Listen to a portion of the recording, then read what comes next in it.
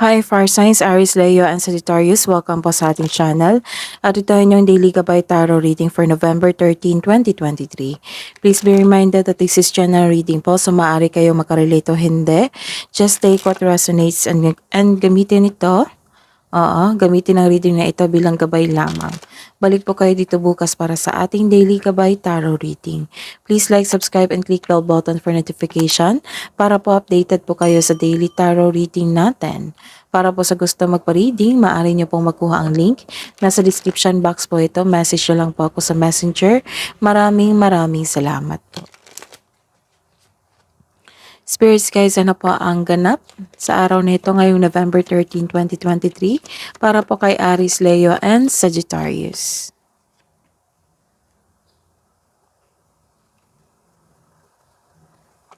Sa araw na ito, may feminine figure dito. It might be your sister, kaibigan ng babae, mom, lola, tita. Basta po malaki ang kanyang influence sa araw na ito.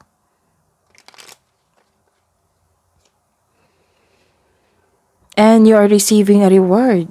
You are receiving a reward from your family, from your work. Basta po nagkaroon ng pleasure dito. You are feeling flattered kasi naka-receive kayo ng regalo or reward or premyo. Or baka binigyan kayo ng babaeng na ito ng isang reward. And may time na nagkaroon kayo ng self-doubt. Nagkaroon ng confusion dito at nakabuo kayo ng sekreto or may natuklasan kayong sekreto. Spirits guys, ano po ang inyong mensahe po para kay Aries, Leo, and Sagittarius ngayong araw na ito, November 13, 2023? You have a choices. Make the best choices. So may darating na opportunity na kailangan yung bigyan ng atensyon at bigyan ng desisyon. Oo. Pipili kayo. Maaring isa tong daan, two pathway na kung saan kayo dadaan. This is an opportunity. So ang sabi dito, don't worry, be happy. Kasi nagkaroon kayo ng self-doubt dito and confusion. So ang sabi ng universe na don't worry, be happy. Kailangan nyo lang maging wise and make best decision. Spirits guys, ano pang energy po today ni Aries, Leo, and Sagittarius ngayong November 13, 2023? Clarification of this reverse card.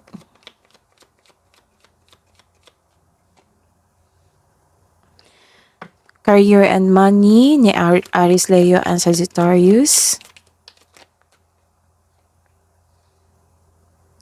Spirits guys, clarification of this reverse cards para po kay Aries, Leo, and Sagittarius ngayong November 13, 2023. Love and romance, self-love, partnership and romance. Love and romance, self-love, partnership and romance para po kay Aries, Leo, and Sagittarius. Clarification of this card. Clarification of this card. Sa araw nito, ngayong November 13, 2023, para po kay Aries, Leo, and Sagittarius, this is a reverse card. Nagkaroon po ng releasing of emotion dito. Nagkaroon ng liberation. Nagkaroon na kayo ng freedom and choices. Choices and choices. Ayun. So, this card tells you na this is a good sign na binando na mo na ang toxic na tao o toxic na environment. You have your freedom. So, in health, a difficult cycle is about to end. Nawala na yung addiction and bad habits mo. Nalampasan mo na, and this is called recovery. Baaring nagkasakit kayo kahapon or last week, naging okay na din kayo. So the clarification is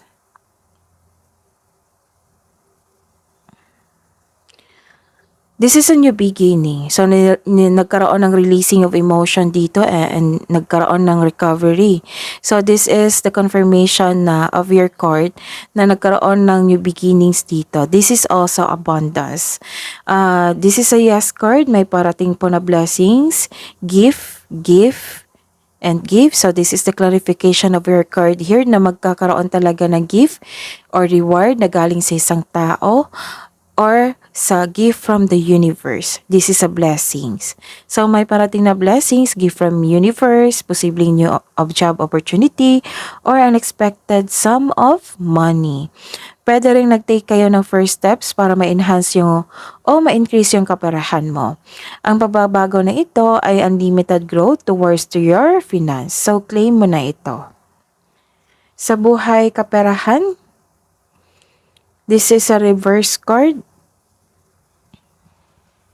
Nagkaroon po ng pressure dito Maaaring busy kayo sa inyong trabaho ngayon or problema sa kaperahan kasi you are pressured dito and exhausted. So, some of you, ayaw nyo nang tapusin yung trabaho nyo kasi nababurn out ka na.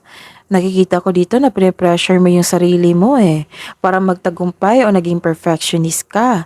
Kaya ka nababurn out. Subukan kunin mo lamang kung ano ang maaari mong kunin para hindi po kayo maburn out po.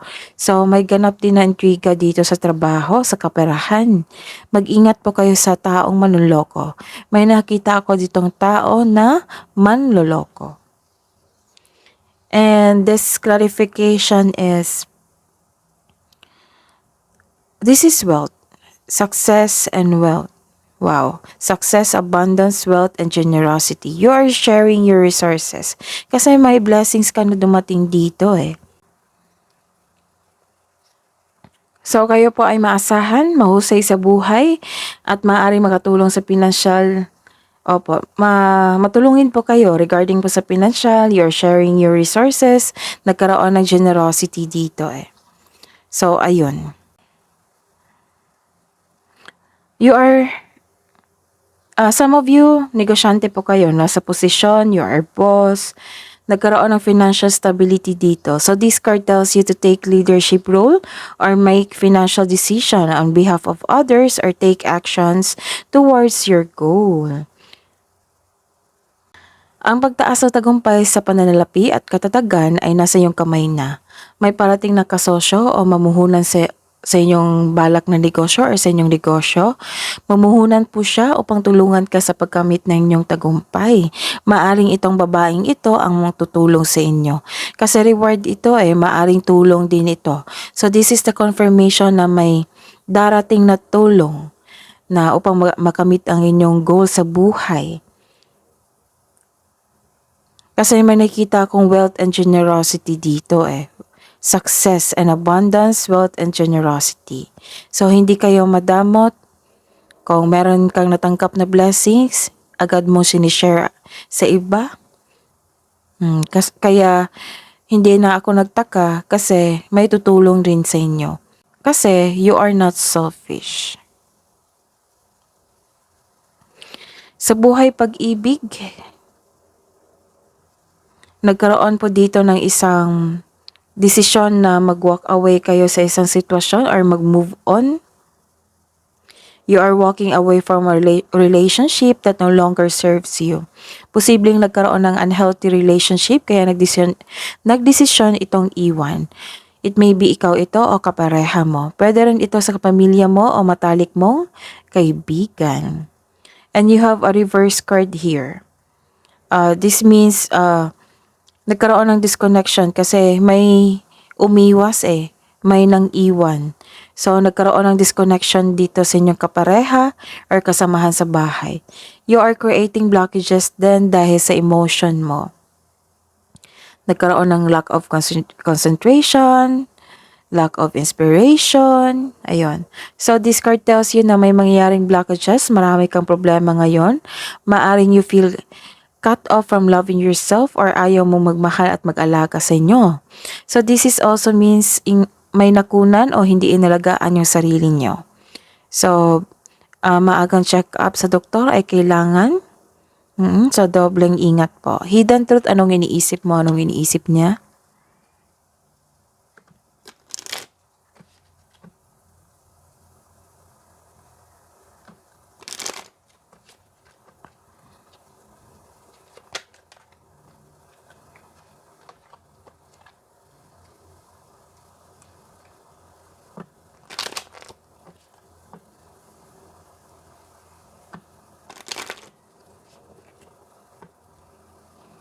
Para po sa mga single na Aries, Leo, and Sagittarius,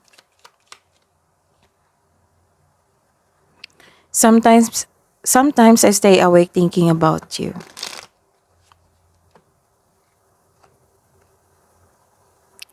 You don't know how hard it was to let you go. Sa mga may relasyon,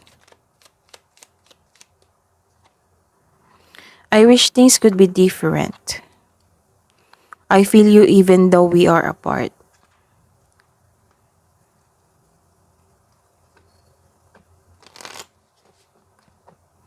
Love advice po para sa mga single.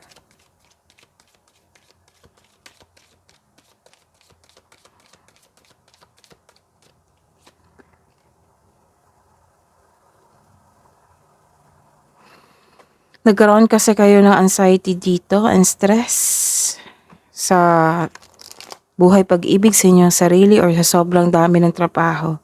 So, nakikita ko dito na you're taking time to the water.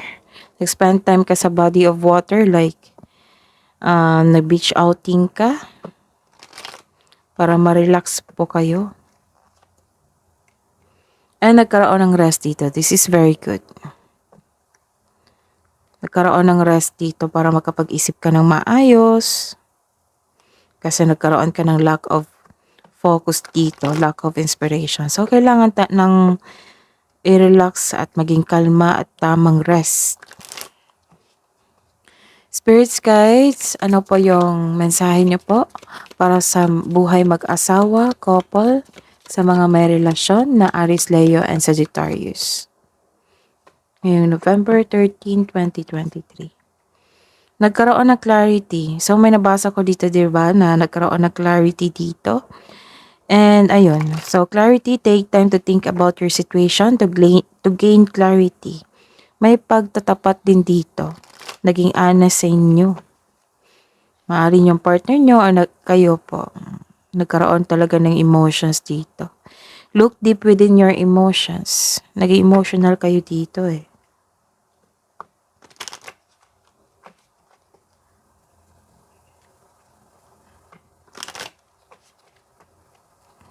Spirits guys, advice nyo po, kabuang advice nyo po para kay Aries, Leo, and Sagittarius ngayong November 13, 2023.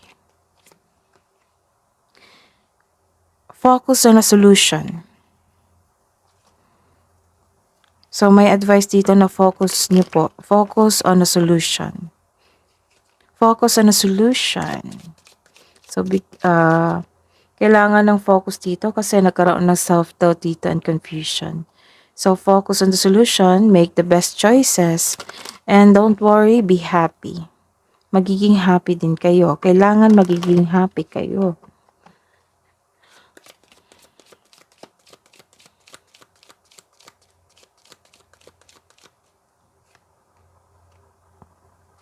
Create conscious awareness.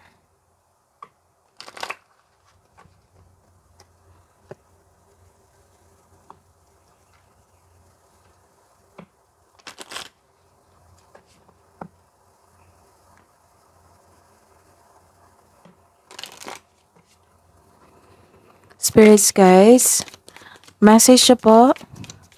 Spirits guys, angels, archangels, guardian angels, message po para kay Aries, Leo, and Sagittarius ngayong November 13, 2023. Cherubim, my favorite angels, look to the stars, accept keys and codes of stellar wisdom.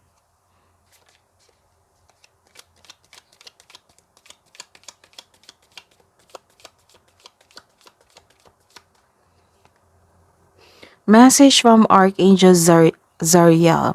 Give and receive love. Obey the spiritual laws. Ayun, Give and receive love. Panahon talaga to sa giving. Kasi may rewards dito natanggap, may gift ka natanggap, may nag-gift ka natanggap dito. Ayun. So, panahon talaga to sa give and receive love. Sharing resources, nagkaroon ng generosity. Ayun. That is your reading po, Aries, Leo, and Sagittarius. Please like, subscribe, and click bell button for notification para po updated po kayo sa daily tarot reading natin. Maraming salamat po.